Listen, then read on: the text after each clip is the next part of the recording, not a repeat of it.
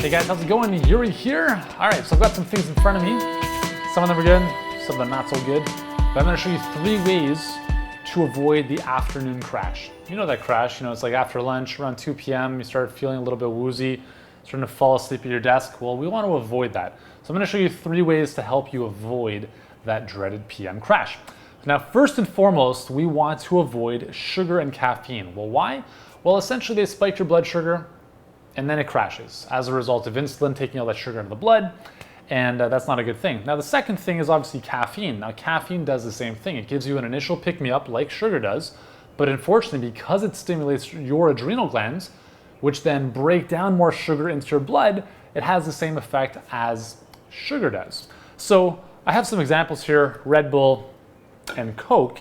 These are typical afternoon fixes for a lot of people, and that's unfortunate because they're not very good solutions. I mean, this bottle of Coke has 70 grams of sugar.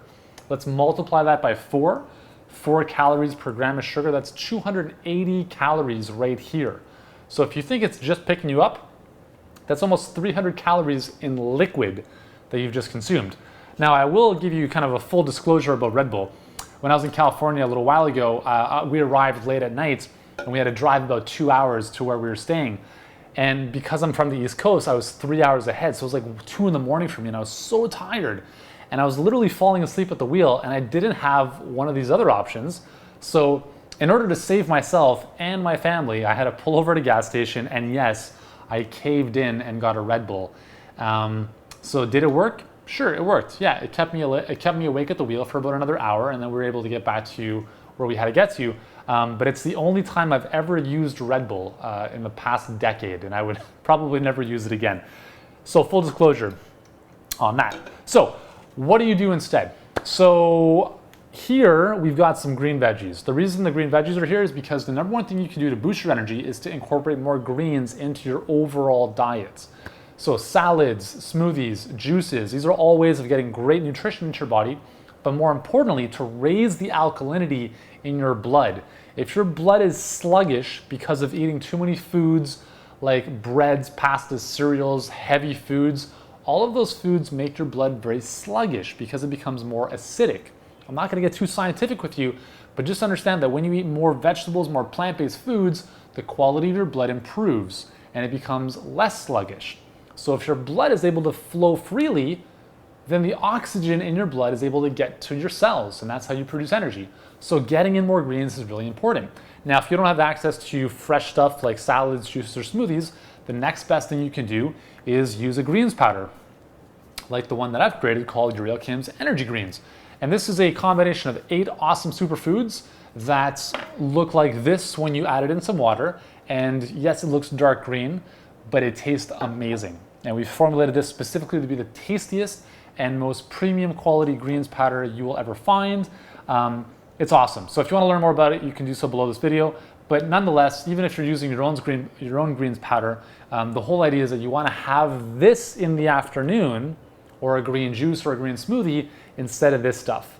This stuff is giving you nutrition. This stuff is giving you stimulation. Okay? So we want to energize through nourishment as opposed to energizing through stimulation, which is what most people do. It's a sad thing. So I'm hoping to help you around that. The other thing we can look at is adding more protein in. So these are some walnuts.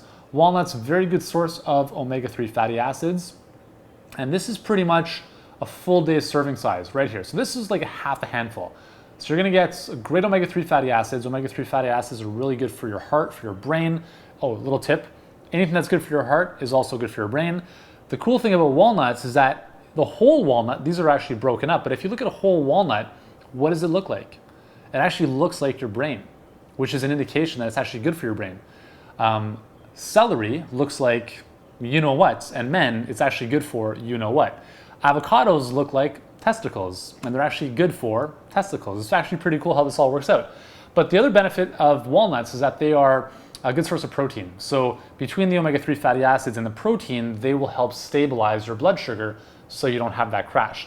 Another option would be almonds. Almonds are even a better source of protein than walnuts are, and they're a very good source of vitamin E. So the whole idea is that afternoon, you've had your lunch, you're feeling a little bit tired, a little bit sluggish, is you want to put the caffeine and sugar to the side, okay? And look at some type of greens, right? A greens powder, a greens juice, something of that nature, as well as, you know, very small amounts of protein in the form of almonds or walnuts. And that's the simple way to avoid the crash. And you know, again, if you're addicted to sugar and caffeine, yes, you're gonna feel crappy the first couple of days without them. But as you recalibrate your body with more of this awesome stuff, you won't even feel that afternoon lull. So give that a shot. Hopefully this has helped you out. And if you know anyone who's crashing after lunch, be sure to share this video with them, and I hope it can help them too. Thanks for joining me, and I'll see you in the next video.